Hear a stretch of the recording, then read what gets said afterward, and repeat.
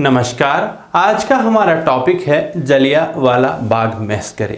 कहते हैं समय आ गया है जब सम्मान के तगमे अपमान के बेतु के संदर्भ में हमारे कलंक को सुस्पष्ट करते हैं। जहां तक मेरा प्रश्न है, मैं इन सभी विशेष उपाधियों से रहित होकर मेरे देशवासियों के साथ खड़ा होना चाहता हूं।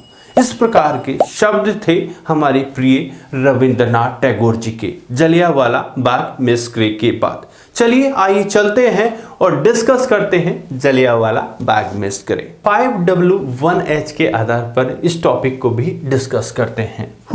सो ये देखेंगे कि जो जलियांवाला बाग मैस्करे था वो किसके द्वारा करवाया गया, तो वो थे जनरल डायर। सो यहां पर ये देखने को मिलेगा। सो जनरल डायर के द्वारा जलियांवाला बाग मैस्करे करवाया गया। सो ये क्या था, कहते हैं जलियांवाला बाग के अंदर हो रही थी। उस मीटिंग के अंदर जनरल डायर जो जाते हैं और बिना किसी चेतावनी के यहाँ पर गोली फायर कर देते हैं। तो इस वजह से हमने इसको, तो ये क्या था, तो जलियांवाला बाग मैस्करे। ओके, सो कहाँ पर ये हुआ, तो यहाँ पर देखने को मिलेगा अमृतसर पंजाब में ये हुआ था, जिसे हम इस मैप के थ्रू और अच्छे से समझेंगे। सो ये वाला जो स्थान हमने मार्क कर रखा है यहाँ पर, इस जगह पर इसको और अच्छे से दिखा देते हैं आपको। यहाँ पर देखिए। ओके, सो ये वाला थोड़ा और ब्रॉड कर देते हैं आपके लिए, ये अच्छे से देखिए। ओके, सो यहाँ पर ये वाला इस जगह पर ये वाली जगह पर ये अमृतसर के अंदर ये जलियांवाला बाग हत्याकांड हुआ था। इस जगह पर ये हुआ था। ये वाली बात हमको यहाँ पर देखने को मिलती है। सो अब वापस हम अपनी पोजीशन में ही चलते हैं। उसके बाद हमको देखने को मिलेगा बच्चों कि अभी तक हम देख चुके हैं कि कहाँ हुआ, देन नेक्स्ट कब हुआ। ये 13 अप्रैल 1919 को होता है। क्या, जलियांवाला बाग मैस्करे 13 अप्रैल 1919 को होता है। सो दोबारा देख लेते हैं किसके द्वारा किया गया, जनरल डायर के द्वारा क्या किया गया, जलियांवाला बाग मैस्करे। तो कहां पर है, अमृतसर जो पंजाब के अंदर है। तो कब किया गया, 13 अप्रैल 1919 को ये जलियांवाला बाग मैस्करे किया गया था। सो अब बात आती है कि ये हुआ तो क्यों हुआ।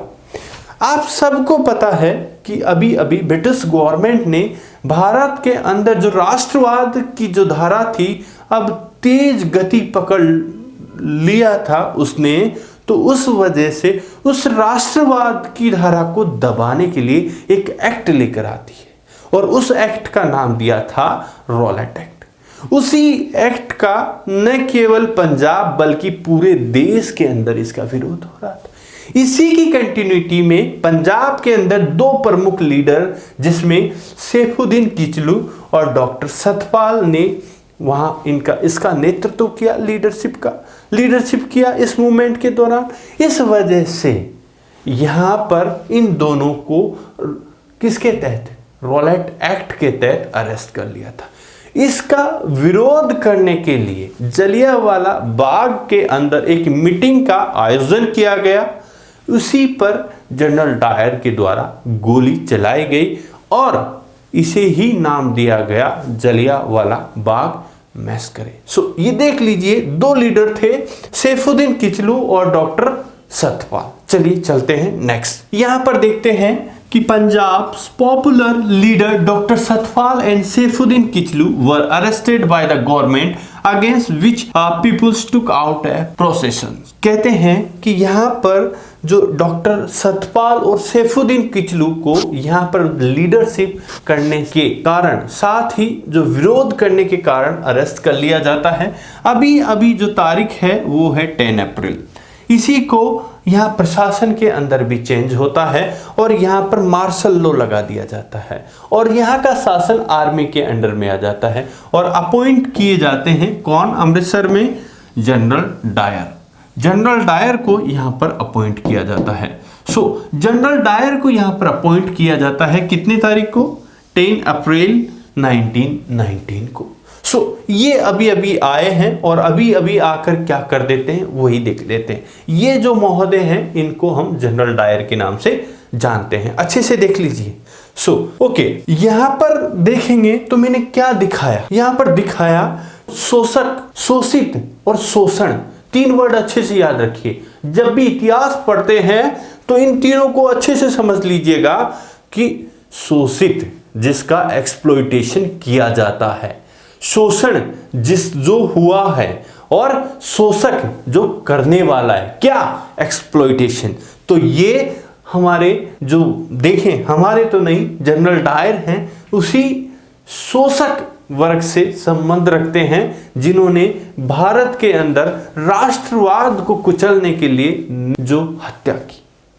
यही उसका प्रतीक है, इसको वैसे देखें। ओके, चलिए देखते हैं। कहते हैं ऑन 13 अप्रैल 1990 दिन है, बैसाखी का दिन है। एक तो क्या है, बैसाखी का दिन होने की वजह से यहाँ पर बहुत ज़्यादा भीड़ जमा होती है, गांव वाले भी मेले में आते हैं, उस वजह से भी भीड़ लगी हुई थी। चारों तरफ लोग बहुत सारे हंस रहे, खेल रहे थे और खुशी मना रहे थे बैसाखी की, लेकिन साथ ही साथ पैरेलल इसी में बाग के अंदर मीटिंग भी चल रही थी, जिसका एक ही रीजन था कि जो पंजाब के दो लीडर डॉक्टर सतपाल और सैफुद्दीन किचलू को ब्रिटिश सरकार ने अरेस्ट कर लिया था, उनको वापस कैसे छुड़ाया जाए, मेन मकसद ये था। अब बात यहां पर ये आ जाती कि उनको छुड़ाया कैसे जाए, उसी के कारण यहां पर ये मीटिंग हो रही थी। अब देख लीजिए, मीटिंग हो रही थी तो जनरल डायर महोदय यहां पर पहुंचते हैं और करते क्या हैं ये देख लीजिए। कहते हैं open fire for 10 minutes without warning until the firing of army persons was fire. कहते हैं कि यहां पर जो जनरल डायर हैं, कहां पर जो जनरल डायर है बच्चों, जो देखेंगे डायर महोदय जलियांबाग के अंदर पहुंचते हैं, और इसमें सबसे बड़ी खासियत ये थी कि ये जो चारों तरफ से मकान से कवर्ड था, ये चारों तरफ से कवर्ड था और केवल एंट्री का जो रास्ता था ये सकड़ा सा रास्ता था। कहाँ का, जलियांवाला बाग का, यहां से एंटर होना था। इसमें इन लोगों ने यहां पर अपनी ट्रूप मींस दल को लगा दिया, किसके द्वारा, जनरल डायर के द्वारा। तो अब यहां पर बिना किसके चेतावनी के, और यहां पर जनरल डायर महोदय गोलियां बरसाने लगते हैं, और गोलियां तब तक बरसाते हैं जब तक कि गोलियां खत्म नहीं हो गई। इस दौरान हमको देखने को मिलता है हजारों निर्मम लोगों की हत्या की जाती है, जिसको हम यहां पर देखते हैं। According to the official figure, कहते हैं जो सरकारी दस्तावेजों के आधार पर 379 peoples were killed during this Jallianwala Bagh massacre and unofficially 1000 peoples were died. Officially तो इतनी बताए गए, लेकिन बहुत सारे लोगों को ब्रिटिश सरकार ने इसलिए नहीं बताया, क्या पता विद्रोह ज्यादा ना भड़क जाए। ये हर शोषक का स्ट्रेटजी होता है, जो शोषण करता है वो चीजों को बहुत कम तर हाँकता है, छोटा दिखाता है, ताकि लोगों को इसके बारे में ज्यादा जानकारी ना मिल जाए। ओके, आगे चलते हैं। अब यहां पर एक और दिखाना चाहूंगा कि उसी के बीच में यहां पर एक कुआं भी देखने को मिलता है, कि बहुत सारे लोग, जो मैंने आपको बताया था कि ये इतना सकड़ा है, चारों तरफ से घिरा हुआ था और एंट्रेंस बहुत सकड़ा था, तो इसी के बीच में यहां पर कुआं था। लोग अपनी जान बचाने के लिए कुएं तक में कूद जाते हैं, तो बहुत सारे लोग तो गोलियों से मरे और बहुत सारे लोग कुएं में डूबने की वजह से भी मर जाते हैं। तो ये वाला सीन हमें जलियांवाला बाग मैसकर के अंदर देखने को मिलता है। निर्ममता से जनरल डायर ने लोगों का वध किया और पूरे राष्ट्र में इस कृत्य की पूरी भर्त्सना, जिसे पूरे क्रिटिसाइज किया जाता है कि ऐसा तो कोई दुश्मन या महान जैसे जल्लाद व्यक्ति के द्वारा ही किया जा सकता है, ये मानवीय कृत्य नहीं हो सकते हैं। न केवल भारत में बल्कि विश्व के अनेक कोनों में इसके बारे में एक जनरल डायर को क्रिटिसाइज किया जाता है, लेकिन ये उस शोषक वर्ग का प्रतीक था जो अपने शोषण के द्वारा शोषित पर अत्याचार किए जा रहा था बार। तो अब ये बात हमको देखने को मिलती है। इसी के कारण यहाँ पर बहुत सारे जो भारतीय थे, जिनको हम यहाँ पर देखेंगे, कहते हैं Indian member sir Sankaran Nair ji थे, वो वायसराय एग्जीक्यूटिव काउंसिल से इस्तीफा दे देते। साथ ही साथ रविंद्रनाथ टैगोर जी जो अपनी नाइट की जो उपाधि है ब्रिटिश गवर्नमेंट को वापस दे देते हैं। जो पहले शब्द हमने बोले थे, समय आ गया है, समय आ गया है जब सम्मान के तग में अपमान के बेतु के संदर्भ में हमारे कलंक को सुस्पष्ट कर देते हैं। जहां तक मेरा प्रश्न है, मैं अपने देशवासियों के साथ इन विशेष उपाधियों से रहित होकर खड़ा होना चाहता हूं। ये शब्द थे इस जलियांवाला बाग हत्याकांड के बाद रविंद्रनाथ टैगोर जी के। अब चलते हैं। कहते हैं जब ये हुआ तो इसके कारण पूरे भारत में जो विरोध होता है, इसको क्रिटिसाइज किया जाता है। साथ ही एक पिक्चर और दिखाना चाहूंगा जिसके अंदर आप देखेंगे बच्चों कि किस प्रकार से इन लोगों ने यहां पर गोलियां चलाई है। देखिए ये रेड है, रेड पे ये रेड चला दिया तो नहीं दिखेगा, ब्लैक यूज करते हैं। ये देखिए ये गोलियों के स्पॉट हैं जहां पर इन्होंने बहुत बुरी तरह से देखिए दीवार को छलनी कर दिया है। एक मानव को क्या दीवारें तक छलनी हो गई थी, इतनी बुरी तरह से इन्होंने गोलियां बरसाई थी, चलाई नहीं थी, गोलियां बरसाई थी यहां पर लोगों पर। ये वाली बात भी हमें यहां पर देखने को मिलती है। आगे चलते हैं। इस कृत्य पर न केवल भारत में बल्कि बाहर भी विरोध हुआ। भारत के अंदर जितने भी राष्ट्रवादियों के दबाव के कारण ब्रिटिश सरकार को झुकना पड़ा, और झुकती है तो क्या करती है, एक कमेटी का गठन करती है लॉर्ड हंटर ऑन 1 अक्टूबर 1919 को। लॉर्ड हंटर की लीडरशिप में एक कमेटी का गठन करती है, किसके ऊपर, जलियांवाला बाग मैसेकर के ऊपर, जिसमें 8 मेंबर रखे गए थे, 5 ब्रिटिशर्स थे और 3 इंडियंस हमको देखने को मिलते हैं। जिसमें 3 इंडियंस में सबसे ज्यादा यूपीएससी में पूछा जाता है, बाकी और में पूछ जाता था कौन कौन थे। सर चिमनलाल सीतरवाड़, साहिबजादा सुल्तान अहमद और जगत नारायण, ये 3 व्यक्ति थे जो इस कमेटी के अध्यक्ष थे, मेंबर थे। तो अब ये बात देखिए कि 5 और 3, तो ऐसा क्यों था, दिखाने के लिए 3 व्यक्ति रख लिए, लेकिन जो डिसीजन होगा वो तो मेजॉरिटी के आधार पर होगा। अगर ये उल्टा करते तो समझ में आता, ब्रिटिश गवर्नमेंट दिखाएगी क्या और करेगी क्या। याद रखिए, जो दिखता है वो होता नहीं, वो होता है वो दिखता नहीं। फेस दिखाने के लिए 3 लोगों को रख लिया, डिसीजन तो यहां रखा हुआ था ऑलरेडी। जो करना है वो ब्रिटिश सरकार ही करेगी, और वो आगे चलकर किया, वो अभी दिखाएंगे आपको। और इन 3 लोगों को दिखाने के लिए कमेटी में ले लिया।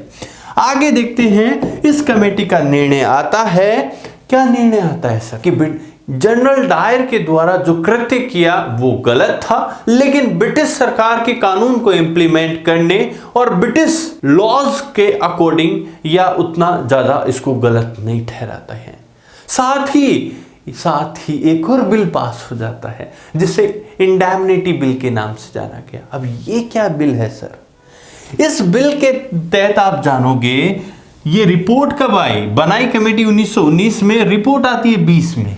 अब उसी के बीच उससे पहले एक और बिल पास कर दिया जाता है जिसका नाम दिया गया इंडेमनिटी बिल। इंडेमनिटी बिल क्या है वो बता दीजिए मान सिंह जी पहले। इंडेमनिटी बिल के तहत ये कर दिया गया कि जो कृत्य किया है वो सारा का सारा उस पर पानी फेर दिया, उस रिपोर्ट पर। अब ये था, दोबारा देख लीजिए, पढ़ते हैं तो बहुत अच्छे से समझ में आएगा। The Hunter Committee submitted its report in 1920 even before the government passed indemnity bill to protect the culprit। यहां पर देखिए, ये लाइन देखिए अच्छे से। ब्रिटिश सरकार पहले गलत ठहरा देती कि नहीं कुछ नहीं किया, ये तो सरकार का जो कानून है उसको इंप्लीमेंट तो करना होगा भाई। अब उसमें थोड़ी इन्होंने सख्ती दिखा दी, बस ये गलत किया है। मतलब उसको थोड़ा सख्ती दिखाया, लेकिन जब कमेटी की रिपोर्ट आती है तो उनको बचाने के लिए बिल पास कर देती है। किस लिए? Protect the culprits. जितने भी अपराधी थे, इस कृत्य को बचाने के लिए ब्रिटिश सरकार एक्ट लेकर आती है, इंडेमनिटी बिल। सो ये वाली बात यहां पर हमको देखने को मिलती है। तो यहां पर अच्छे से ध्यान रखिए कि जो शोषक का चेहरा है वो ऐसा है, अपनी बात को, गलत कृत्य को भी इतने सहज तरीके से बोलेगा कि कुछ नहीं हुआ। जब दबाव में कमेटी बन भी जाती है तो रिपोर्ट आती है, रिपोर्ट के बाद भी वो क्या करता है? बिल पास कर देता है और उनको बैकडोर एंट्री से बचा ले। तो ये चीजें हमको देखने को मिलती है। साथ ही हम देखेंगे कि इस महान जो कुकृत्य को अब इन्होंने तो यहां से बचा लिया, लेकिन भगवान के घर से नहीं बच सकता था जनरल डायर। कौन? General Dyer. सो इस महान आत्मा नहीं बोलेंगे, तब तक तो ब्रिटिश सरकार इस बात को स्वीकार नहीं कर पाई कि जो कृत्य किया था जलियांवाला बाग का वो गलत था। लेकिन अभी जो ब्रिटिश प्रधानमंत्री डेविड कैमरून यहां पर आते हैं और स्मारक पर जो रजिस्टर में लिखते हैं कि ये एक कलंक जैसा था ब्रिटिश सरकार पर, जो उसके कृत्य को वो गलत ठहराती है, तो कहते हैं स्वीकार तो किया लेकिन देर से किया अपने इस आपराधिक कृत्य के ब्रिटिश सरकार।